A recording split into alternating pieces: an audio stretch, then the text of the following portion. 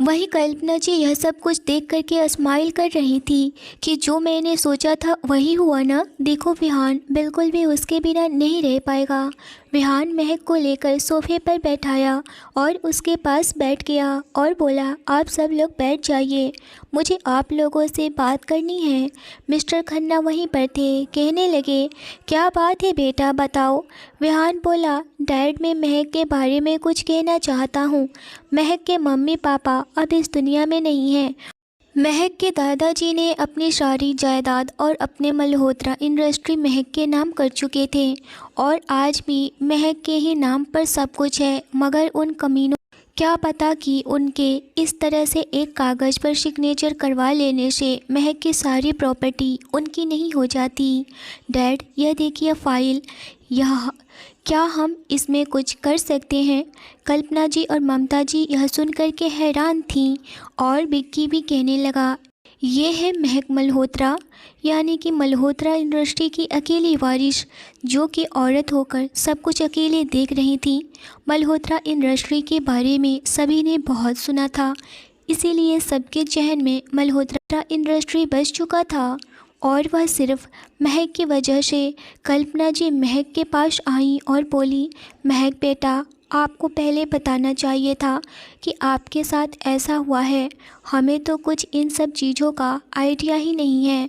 Mister Khanna file देखें और बोले, बहुत आसानी से सब कुछ फाइनल हो सकता है। इसमें तो साफ साफ लिखा है कि यह प्रॉपर्टी एक बार महक मल्होत्रा के नाम हो गया उसके बाद कोई इसे लेना भी चाहे तो भी नहीं हो सकता है और यह ओरिजिनल कॉपी है। यह तुम्हें कहाँ से मिला। विहान बोला, डैड आपको अच्छे से पता है कि मुझे क्या कुछ नहीं मिल सकता है अगर मैं चाहूँ तो। ममता जी विहान के पास आईं और बैठ गईं और बोली, बेटा महक के साथ क्या हुआ। विहान ममता जी के तरफ देखते हुए बोला, माँ महक के अपने सगे अंकल आंटी ने महक को सड़कों के बीच में मार करके फेंक दिया था। मतलब आपको याद है जिस दिन विक्की ने आपसे बताया था कि हम लोग लेट आए थे और वह एक लड़की को बचाने में हमें लेट हो गई, वह कोई और नहीं बल्कि महक ही थी। यह सुनकर के कल्पना जी की आंखें भर आईं और वह हैरान नज़रों से बस महक को ही देखे जा रही थी। किस तरह से उस दिन विक्की ने एक एक बातें अपनी माँ को बताया था कि एक पल के लिए तो ममता जी भी हैरान हो गई और सोचने पर मजबूर हो चुकी थी कि आखिर कौन ऐसे कर सकता है एक लड़की के साथ, और वह आज महक होगी। यह सुनकर के आज भी ममता जी का दिल तड़प उठा। वह महक के पास गई और उसे गले से लगा ली अपनी बच्ची की तरह। वह महक के गले लगे हुए ही रोने लगी और बोली, बच्चा मुझे नहीं पता था कि वह आप हो, आपको तो बताना चाहिए था ना, आपके साथ क्या हुआ। यह सुनकर के कल्पना जी बोली, पर ममता यह भी तो बताने का समय होता है ना, ऐसे कोई मोमेंट्स आया ही नहीं जो महक का यह सब कुछ बताए। विक्की भी खड़ा था सोफे के पास, दौड़ करके महक के पास गया और कहने लगा, सच में आप थी, मुझे तो बिल्कुल पता ही नहीं था। उस दिन सच में वह दिन याद करने पर मैं रात में भी सपने में चौंक सा जाता था। मैं कई दिनों तक उस सीन को भूलने की कोशिश किए जा रहा था। इसका मतलब कि यह है कि वह मल्होत्रा इंडस्ट्री को आज जीवन मल्होत्रा चला रहा है।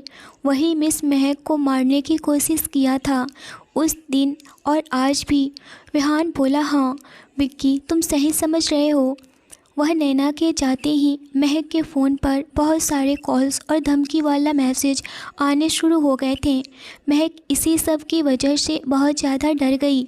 उन सब की आवाज़ों को सुन कर के वह बिल्कुल नहीं चाहती थी कि यह सब कुछ दोबारा से महक के साथ हो, और मेरे रहते हुए महक को कुछ नहीं हो सकता है।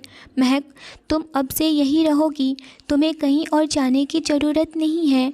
तुम सिर्फ़ और सिर्फ मेरी हो और तुम्हें छूने से पहले मुझसे होकर के गुजरना होगा, किसी को भी। इतना सुनकर के महक बोली, मगर सर आपको कैसे इतना सब कुछ पता है, आप मेरे बारे में कैसे जानते हैं। विहान उसकी तरफ देखा और बोला, मुझे सब कुछ पता है, क्योंकि नैना ने मुझे बहुत पहले सब कुछ बता चुकी है। वह यह सुन कर के बड़बड़ाने लगी और बोली, नैना मैं तो तुम्हें छोड़ूंगी नहीं। विहान भी बोला, महक तुम्हें कॉल मैसेज करने वाला कोई और नहीं बल्कि गौरव मल्होत्रा है। यह सुनकर के महक पूरी तरह से हैरान हो गई और बोली, वह सब लोग मिलकर के मुझे फिर से मार देंगे। यह सुनकर के विहान बोला, ऐसा बिल्कुल हो नहीं सकता है कि कोई तुम्हारे पास आए। ममता जी कहने लगी, बेटा तुम्हें डरने की कोई ज़रूरत नहीं है, कोई तुम्हारे पास नहीं आएगा और ना ही तुम्हें टच करेगा। और सिमरन महक को कमरे में लेकर जाओ। यह सुनकर सिमरन महक के साथ कमरे में जाने लगी। महक कमरे में जाते ही सिमरन से कहने लगी, मुझे शावर लेना है। सिमरन बोली, हाँ चलिए मैं आपको कपड़े दे देती हूँ। इतना कहकर के वह अपने अलमारी से कुछ ड्रेस निकाल करके महक को दे देती है। महक उस कपड़े को लेकर वॉशरूम में चली जाती है। वहीं उधर विहान भी अपने कमरे में आ रहा था। वह भी काफ़ी थक चुका था। अपने कमरे में गया और शावर लेने को सोचा, मगर पता नहीं क्यों वह अपने कमरे में जाने की जगह पर वह सिमरन के कमरे में चला गया। गलती से वह तो अपने कमरे में जाने वाला था, मगर अचानक से उसके दिमाग में महक याद आ गई तो वह सिमरन के कमरे में चला गया। मगर सिमरन के कमरे में तो इस वक्त कोई भी नहीं था। वह हैरान हो गया। उसने सिमरन को आवाज़ भी दिया और महक को भी, महक, मगर किसी ने सुना ही नहीं। सिमरन तो थी ही नहीं। वह महक को ड्रेस दे कर के दादी के कमरे में चली गई थी, क्योंकि उसे दादी से कुछ बात करनी थी। वही महक इस वक्त वॉशरूम में शावर ले रही थी। इस वक्त विहान महक से कुछ बात करना चाहता था, मगर कमरे में कोई तो था नहीं।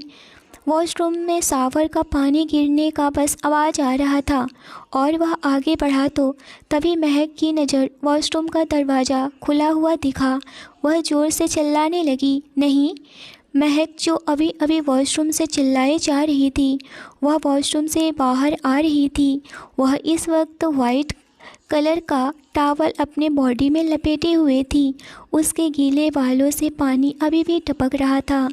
विहान ने महक को देखा।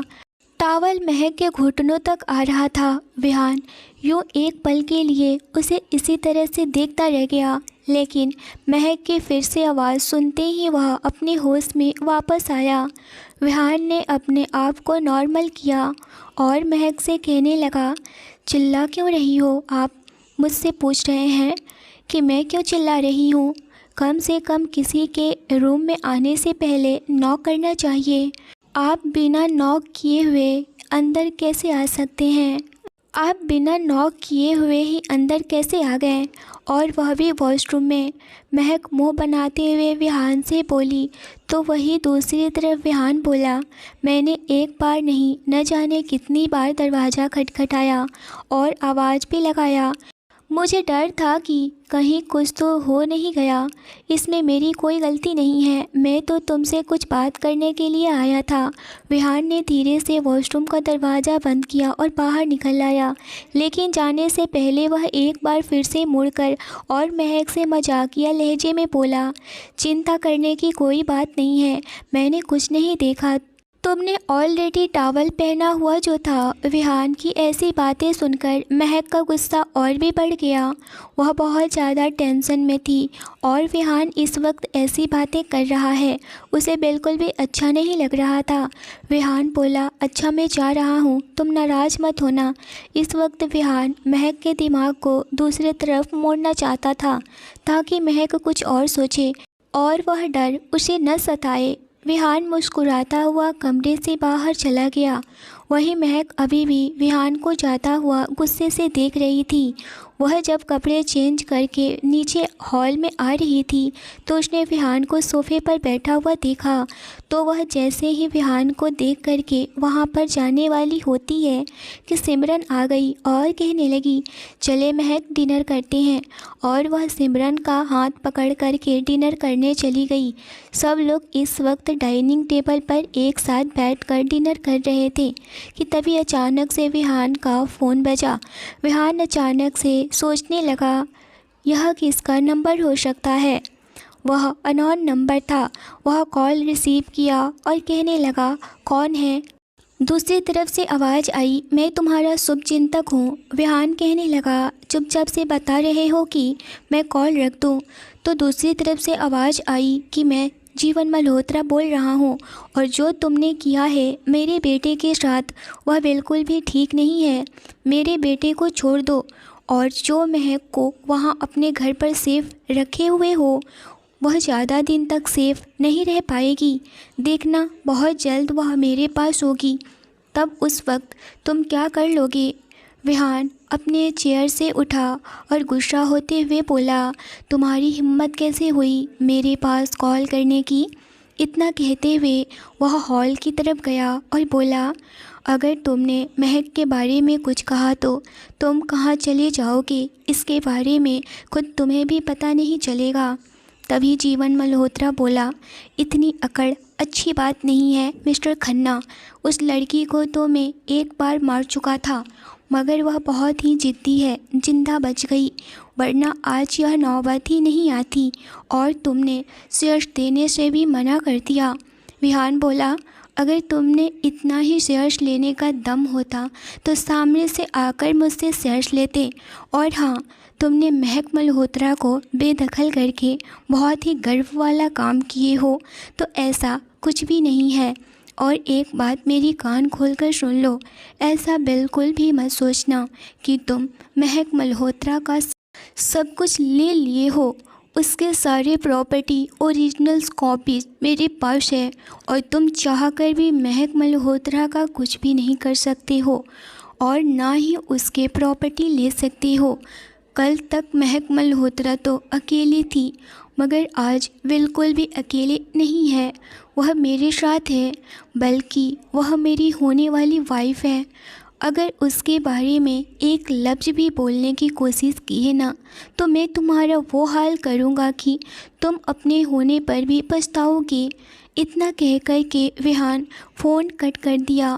विहान सीधे अपने कमरे में गया और वह शेरा को कॉल किया, कुछ उससे बात किया और वह नीचे आ गया। सब लोग इस वक्त डिनर करके सोफे पर बैठे हुए थे। उनके पास विहान आया और कहने लगा, मैं आप लोगों से बहुत ज़रूरी बात करने वाला हूँ। मैं कल महक से शादी करने वाला हूँ। इतना सुनकर के महक हैरान हो गई। अचानक से शादी ऐसे कैसे हो सकता है? सब लोग यह सुनकर के हैरान हो गए थे, बट उसके साथ में वह लोग सब जानते थे कि विहान महक के लिए कितना पॉजिटिव हो रहा है। मिस्टर खन्ना बोले, बट बेटा इतनी जल्दी शादी कैसे हो सकती है? और वैसे भी क्या महक तुमसे शादी के लिए रेडी है? महक विहान की बातों को सुनकर के खड़ी हो गई और कहने लगी, आप शादी करोगे मुझसे? वह कैसे? बट ऐसे कैसे हो सकता है? हमारी भी जैसे कुछ। तभी वह अपनी बात कंप्लीट करती कि विहान ने उसके हाथों को पकड़ा और कहने लगा, अगर तुम मुझसे शादी नहीं करोगे तो बहुत बड़ी प्रॉब्लम हो जाएगी। वह जीवन मल्होत्रा तुम्हें जीने नहीं देगा और मैं नहीं चाहता कि तुम्हें कुछ हो, क्योंकि महक मैं तुमसे प्यार करने लगा हूँ और जितनी जल्दी हो सके मैं तुमसे शादी करना चाहता हूँ। मैं नहीं चाहता कि कोई तुम्हें मुझसे जुदा करे। इतना सुनते ही महक पूरी तरह से हक्की बक्की होकर के विहान को देखे जा रही थी। विहान सबके सामने उसका हाथ पकड़ करके अपने कमरे में लेकर के गया और उसे अपने बेड पर बैठाया और बोला, महक मेरी बात समझने की कोशिश करो। मैं तुम्हें खोना नहीं चाहता हूँ। जब से देखा हूँ हॉस्पिटल में, तब से मैं तुम्हारे लिए बेचैन हूँ। मैं तुम्हें सड़क से उठा कर के ले आया था तो मैं तुम्हें बिल्कुल भी नहीं जानता था और ना ही देखा था। देखा जब तुम्हें ब्लड की ज़रूरत थी, तुम्हारे बॉडी से ब्लड बह चुके थे और तुम्हारे ब्लड ग्रुप उस रात को मिलना बहुत ज़्यादा ही रेयर था। इसीलिए मैं उस रात देखा जब मैं तुम्हें ब्लड देने गया तो उस वक्त ज़िंदगी और मौत के बीच में लड़ रही थी। मैं वह चेहरा कभी भी भूल नहीं पाया। 1 महीने तक तुम गायब हो चुकी थी। मैं दिन रात एक कर दिया था तुम्हें ढूंढने के लिए, पर अचानक से मैं देखा कि तुम मेरी ही ऑफिस में जॉब के लिए आई। मैं तुम्हें देख कर के पूछा भी, बट तुमने इनकार कर दिया। फिर मैं अपनी तरफ से बहुत पता करने की कोशिश किया। महक, मैं सच बोल रहा हूँ, तुम बिलीव करो, मैं तुमसे बहुत प्यार करता हूँ। महक यह सुनते ही विहान के गले लग गई और फूट फूट कर रोने लगी। महक का रोना देखकर विहान भी परेशान हो गया और उसे खुद से दूर किया और उसके आंसू पोंछा और बोला, चलो अब सोते हैं, बहुत रात हो गई है। और वह अपने कमरे से बाहर निकला। जैसे ही अपने कमरे से बाहर निकल रहा था कि बाहर विक्की और सिमरन खड़े थे। विक्की विहान के हाथ को पकड़ करके बोला, वाह भाई, आपने तो कमाल कर दिया। आखिर आपने मेरी मदद के बिना ही भाभी को प्रपोज भी कर दिया। भाभी सुनते ही महक शर्मा गई और वह वहाँ से जाने लगी। तभी सिमरन ने उसके हाथों को थाम लिया और बोली, तब भाभी जी, आप इतनी जल्दी में क्यों भागी जा रही हैं? मेरे साथ चलिए ना। महक और भी ज़्यादा शर्मा गई और शर्म से उसके पूरे चेहरे लाल हो गए। यह सब सुनकर के विहान भी एक पल के लिए शर्मा सा गया था। सिमरन और महक अपने कमरे में चली गईं। महक को जाते देख करके विक्की बोला, भाई अब चले, भाभी चली गई हैं, अभी आप भी सो जाइए। विहान महक के जाते ही अपने फेस का रिएक्शन चेंज किया और बोला, विक्की बहुत हो गया, अब जाकर तुम सो जाओ, मुझे कुछ काम है अभी इसी वक्त। मुझे कुछ लोगों को बहुत जल्द इलाज करने जाना है। यह बात सुनकर के विक्की बोला, बट भाई इतनी रात को जाना ज़रूरी है क्या? आप कल चले जाना। विहान बोला, जी नहीं, कल नहीं, मुझे आज ही करना है यह काम।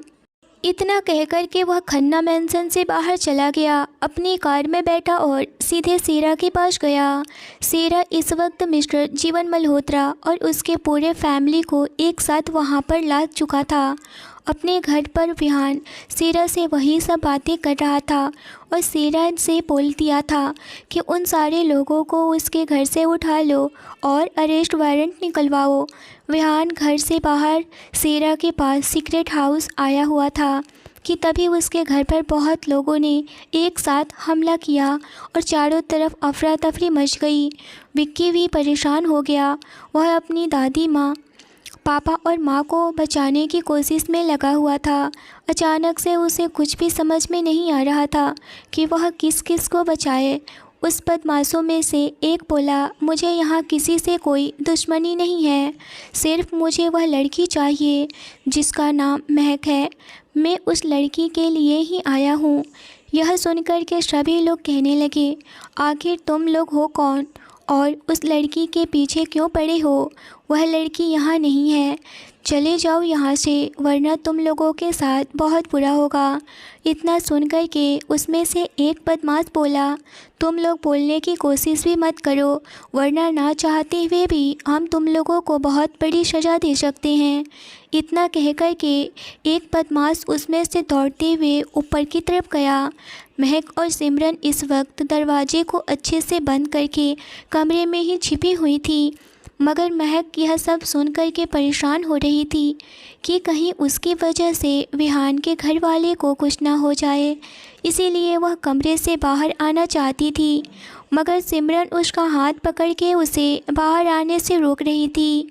तभी महक ने सिमरन का हाथ एक बार में ही झटक दी और दरवाज़ा खोल करके अंदर से बाहर आई और बाहर से दरवाज़ा बंद कर देती है। जैसे ही वह बाहर सीढ़ियों से नीचे आती है कि वह बदमाश कहने लगा, अच्छा तो तुम हो महक, क्योंकि उन बदमाशों के पास फ़ोटो भी था महक का। वह उस फ़ोटो से मिला कर के महक को वहाँ से लेकर चले गए। कल्पना जी पूरी तरह से चिल्लाए जा रही थी कि उस लड़की को छोड़ दो, मगर वह बदमाशों ने कोई बात नहीं मानी। सबके जाने के बाद विक्की ने फ़ौरन से विहान को कॉल किया। विक्की ने फ़ोन रिसीव किया। विक्की ने सब कुछ विहान को बता दिया। यह सुनते ही विहान की गुस्से से मुठिया कस गई और वह मल्होत्रा के सामने आकर के उसके गाल पर दे थप्पड़ लगाने लगा और बोला, बोल महक को कहाँ लेकर गए हो? मैं तो ऐसा बिल्कुल नहीं चाहता, मगर विहान, खन्ना के मैंसन में किसकी हिम्मत हो गई कि वह मेरे घर के अंदर तक पहुंच गया? यह सुनते ही मल्होत्रा खिलखिलाकर हंस पड़ा और बोला, मैंने तो इस बार कुछ नहीं किया, मगर इस बार महक के पीछे अब कौन पड़ा है और उसका दुश्मन कहाँ से आ गया? इतना बात सुनकर विहान हैरान हो गया कि आखिर मल्होत्रा यह काम नहीं किया तो आखिर कौन कर सकता है। वह वहाँ से निकल कर के दूसरे कमरे में गया और सेरा से बोला, जीपीआर ट्रैकर लगाया हुआ है महक की घड़ी में, जल्दी से उसको ट्रैक करो। इतना सुनकर के सेरा वह ट्रैक करने लगा। उसका लोकेशन देख कर के सब हैरान हो गए और हैरान नज़रों से आंखों ही आंखों में इशारा किए। सेरा और विहान वहाँ से 2 ऑफिसर के साथ निकल गए। रघु अपने ऑफिसर के साथ वहीं पर रुका क्योंकि मल्होत्रा की पूरी फैमिली वहाँ पर थी। विहान कोई भी गड़बड़ नहीं होने देना चाहता था। सुनसान रास्ते में तेज विहान की कार दौड़ते हुए जा रही थी और वह सोचे जा रहा था कि महक इस वक्त किस हालत में होगी। उसे महक की बहुत ज़्यादा ही फिक्र हो रही थी। कुछ ही दूरी पर एक पुराना सा गोदाम था। वह लोकेशन इस गोदाम के पास में ही दिखा रहा था। विहान का कार वहां रुका और वह अंदर गया। अंदर से महक के चिल्लाने की आवाज़ें आ रही थी। वह महक की आवाज़ सुनकर हैरान था और दौड़ते हुए अंदर गया, मगर इस वक्त महक को एक आदमी बांध करके चेयर से रखा हुआ था और उसके कनपट्टी पर गन रखा हुआ था। विहान जैसे ही यह देखा, वह लाल आंखों से उस इंसान को देखने लगा। दांत पीसते हुए बोला, अगर तुमने महक को किसी भी तरह से नुकसान पहुंचाने की कोशिश भी किया ना, तो मैं तुम्हारा वो हाल करूँगा कि तुम कभी सोचे भी नहीं होगे। इतना सुन कर के वह आदमी विहान की तरफ मुड़ा और उसके तरफ गन कर दिया और देखने लगा। तभी पीछे से सेरा आया और उस आदमी के हाथों पर मार दिया, जिससे कि उसका गन नीचे गिर गया और उसने उस आदमी को अपने हाथों से पकड़ लिया। यह देख कर के विहान फ़ौरन से महक के पास आया और उसे चेयर से निकालने लगा। तभी अंदर से एक और आवाज़ आई, जिसे सुनकर के विहान उधर देखने लगा, मगर इस वक्त महक उस बंधन से आज़ाद हो चुकी थी। वह कोई और नहीं बल्कि माधवी थी। माधवी ने ही महक को किडनैप की थी। यह देख कर के विहान पूरी तरह से हैरान हो गया था और वह कहने लगा, माधवी हंसते हुए बोली, हाँ मैं ही इस लड़की को किडनैप की थी, मगर मुझे नहीं पता था कि तुम इतनी जल्दी आ जाओगे। मगर तुम अब आ ही गए हो तो मेरे वार से बचकर नहीं जा सकते। अगर तुम मेरे नहीं हुए तो मैं इस लड़की के भी नहीं होने दूंगी। इतना बोल कर के माधवी महक की तरफ दौड़ी और विहान को भी मारने की कोशिश की, मगर विहान उसके हाथों को पकड़कर दूर झटक दिया, जिससे कि उसे धक्का लगा और वह नीचे गिर गई। तभी दोनों ऑफिसर ने आकर के माधवी के हाथों को पकड़ लिया। तभी अचानक से पीछे से एक और आवाज़ आई। वह कोई और नहीं बल्कि माधवी के पापा मिस्टर राणा थे। वह कहने लगे, मिस्टर खन्ना, आपने तो यहाँ पर आकर बहुत बड़ी गलती कर दी है। जब आप मेरी बेटी को ना कह दिया तो फिर आपको यहाँ नहीं आना चाहिए। भले ही यह लड़की मारी जाती, आप इस लड़की में ऐसा क्या देख लिए जो मैंने कभी नहीं देखा। यह लड़की आपके लायक नहीं है। मेरी मानिए तो इस लड़की से रिश्ता तोड़ दीजिए और इसको यहाँ से मैं जाने दूँगा, मगर इसके बदले में आपको मेरी बेटी से शादी करनी पड़ेगी। मंजूर है यह सौदा तो आप हाँ कर सकते हैं। इतना सुनते ही विहान बोला, मुझसे चैलेंज की बात मिस्टर राणा आप ना ही करें तो बेहतर होगा, वरना आप अच्छे से जानते हैं कि मैं क्या क्या कर सकता हूँ। इतना कहते ही वह महक को अपने पीछे किया और राणा के ऊपर झटके से एक हाथ दे मारा, जिससे कि राणा दूर जाकर गिरा और सेरा आकर के मिस्टर राणा को अपनी गिरफ्त में ले लिया। माधवी और मिस्टर राणा को सेरा ने अपनी गाड़ी में बिठाया और लेकर के निकल गया। वहीं विहान महक को अपने गले लगा लिया और कहने लगा, महक तुम ठीक तो हो ना, कुछ हुआ तो नहीं ना। विहान को महक इतने फिक्र करते हुए देखकर वह भी इमोशनल हो गई और बोली, आप बिल्कुल घबराइए नहीं सर, मैं बिल्कुल ठीक हूँ। तभी विहान बोला फिर से, सर नहीं हूँ मैं, खड़ूस हूँ, बस तुम मुझे खड़ूस ही बुलाओ तो अच्छा लगेगा मुझे। तभी विहान की बातें सुन कर के महक स्माइल करने लगी। महक को पकड़कर वहाँ जल्दी से कार में बिठाया और खुद भी ड्राइविंग सीट पर बैठ गया और फ़ौरन से खन्ना मैंसन पहुँचा। जब वह अपने मैंसन गया तो सारे बॉडीगार्ड्स को चोट लगी हुई थी, इधर से उधर पड़े हुए थे। यह देख कर के वह सबके पास गया और बोला, आप लोगों को ज़्यादा प्रॉब्लम हो रही है तो आप लोग घर जा सकते हैं, अरेस्ट कर सकते हैं। मैं अभी सबको छुट्टी देता हूँ और आपकी जगह किसी और को बुला लिया है। आप लोगों को परेशान होने की कोई ज़रूरत नहीं है। विहान के साथ महक को देख कर के विहान के घर वाले बहुत खुश हुए और कल्पना जी बोली, महक बेटा तुम ठीक तो हो ना। महक ने हाँ में सर हिलाई। ममता जी कहने लगी, सिमरन बेटा महक को लेकर अंदर जाओ, वह बहुत थकी हुई होगी, जा कर के आराम करो। विहान बेटा तुम भी जाओ आराम करो। धीरे धीरे सब लोग सोने चले गए। अगली सुबह मैंसन में बहुत ही अच्छी खासी तैयारी चलने लगी थी। यह देख कर के सबको पता था कि क्या था इतनी जल्दी शादी। सब लोग हैरान थे मगर विहान बिल्कुल भी हैरान नहीं था। महक के लिए आज बिल्कुल भी नया दिन था। अचानक से उसकी ज़िंदगी इतनी बड़ी करवट ले रही थी, उसे बिल्कुल भी अंदाज़ा नहीं हो रहा था। उसे अपने आप पर भी बिलीव नहीं हो रहा था कि उसकी लाइफ में इतना बड़ा चेंज आ जाएगा। अचानक से वह इतने बड़े शहर की बिजनेसमैन की पत्नी बन जाएगी, उसे बिल्कुल भी बिलीव नहीं हो रहा था। महक इस वक्त रेड कलर के बहुत ही खूबसूरत एक्सपेंसिव लहंगे में आईने के सामने खड़ी थी, जो ग्लोसी और ब्राइट मेकअप में बहुत ही खूबसूरत लग रही थी। होठों पर रेड लिपस्टिक, कानों में बड़ी बड़ी झुमके, हाथों में रेड कलर का चूड़ा। इस वक्त सच में महक एक परी लग रही थी। वही हमारा विहान भी कम नहीं था, मरून शेरवानी में बहुत ही खूबसूरत लग रहा था। कुछ ही देर में दोनों को मंडप में बुलाया गया। दोनों मंडप में आए और विहान ने महक को देख कर के पागल सा हो रखा था। उसे उसकी नज़र तो हट ही नहीं रही थी। कुछ ही देर में पंडित जी ने अपना मंत्र पढ़ना स्टार्ट किया और देखते ही देखते महक और विहान की शादी भी हो गई। किसी को भी अंदाज़ा नहीं था कि महक और विहान की इतनी जल्दी शादी हो जाएगी, मगर विहान ने वह करके दिखा दिया जो वह कहा था कि मैं कल सुबह ही महक के साथ शादी करने वाला हूँ। और महक खन्ना परिवार की बहू बन चुकी थी। मिस्टर खन्ना की वाइफ मिसेस महक खन्ना। विक्की आज बहुत ज़्यादा खुश था। उसे तो बिल्कुल भी यकीन नहीं हो रहा था कि कल तक उसका भाई यह सब के लिए बिल्कुल राज़ी नहीं था और आज अचानक से वह शादी कर लिया। कहीं ना कहीं वह महक से पहले दिन से ही प्यार कर बैठा था। वह प्यार जो कि उसकी रूह तक था, वह कभी ख़त्म नहीं होने वाला था। महक की शादी को सुन कर के नैना भी आ गई थी।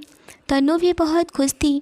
विक्की तनु की तरफ देखा और बोला, तनु मुझे पता है कि तुम्हारे दिल में क्या चल रहा है और मैं खुल कर के तुमसे बातें कर सकता हूँ। मुझे अपने भाई की पहले फ़िक्र थी, उनका सेटल करवाना था सब कुछ, क्योंकि मैं अपने भाई को इस तरह से उदास नहीं देख सकता। और तुम चाहो तो मुझे जो कहना है वह कह सकती हो, मगर एक बात और है, मैं तुमसे कुछ कहना चाहता हूँ। और वह घुटनों के बल बैठ करके तनु को सीधे प्रपोज कर डाला।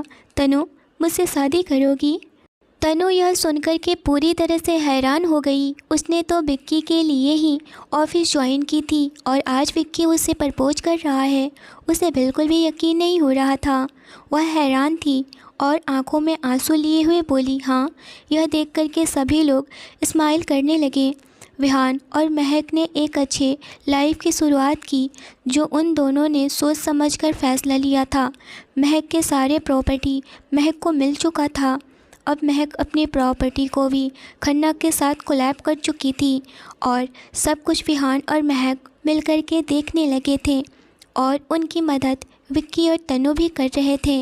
विहान एक खूबसूरत सफ़र महक के साथ बिताया, जो हर कोई अपनी पत्नी के साथ बिताता है। वह दोनों की रातें एक बार ऐसी आई कि वह दोनों एक हो चुके थे। विहान और महक की शादी के बाद पहली किस था जो विहान ने महक की इजाज़त से ही उसको टच किया और किस भी किया। अब तो उसे पूरा हक था महक पर फिर भी विहान ने महक से इजाज़त लेकर ही उसे टच भी किया। महक विहान को पाकर बहुत खुश थी। विहान जैसा हस्बैंड मिलना उसके लिए पॉसिबल नहीं था। वह अपनी लाइफ भी हार चुकी थी, मगर विहान उसके लाइफ में आकर एक रोशनी का काम किया। महक इस वक्त विहान की बाहों में सुकून भरी ज़िंदगी गुजार रही थी और आज से उन दोनों की ज़िंदगी में ऐसी कोई भी पर्दा नहीं था जो कि एक दूसरे को छुपाना पड़े। आज वह दोनों एक दूसरे के लिए अनजान नहीं थे, बल्कि एक प्यारा सा एहसास और ढेर सारा प्यार था। कुछ ही दिन में नैना और शेरा की भी शादी होने वाली थी। सिमरन भी अपना हॉस्पिटल सेटल कर चुकी थी। वही एक महीने के बाद ही विक्की और तनु की भी शादी हो चुकी। अब विक्की तनु मिलकर खन्ना मैंसन और खन्ना इंडस्ट्री भी संभालते थे। महक और विहान मल्होत्रा इंडस्ट्री, जीवन मल्होत्रा और उसके पूरे फैमिली पूरी तरह से जेल में चले गए थे। उधर माधवी और राणा भी अपनी गुनाहों की सज़ा काट रहे थे। सबको अपना अपना प्यार मिल गया और सब अपने ज़िंदगी में सुकून से जीने लगे। तो यह थी विहान और महक की प्यार भरी और प्यारी सी स्टोरी। आपको कैसी लगी मुझे कमेंट में ज़रूर बताइए। स्टोरी अच्छी लगी हो तो लाइक करिए। चैनल पर पहली बार आए हैं तो चैनल को ज़रूर सब्सक्राइब करिए। मिलते हैं एक बहुत ही नई इंटरेस्टिंग और प्यारी स्टोरी के साथ। आपने इस कहानी को बहुत प्यार और सपोर्ट दिया, ऐसे ही अपना प्यार और सपोर्ट बनाए रखिए ताकि हम आपके लिए ऐसी ही प्यारी प्यारी स्टोरी लाते रहें। आपके सपोर्ट के बिना तो कुछ भी संभव नहीं है दोस्तों। तो आप सब लोग अपना अपना रखिए ख्याल। मिलते हैं एक नई और ऐसे ही रोमांटिक स्टोरी के साथ। धन्यवाद दोस्तों।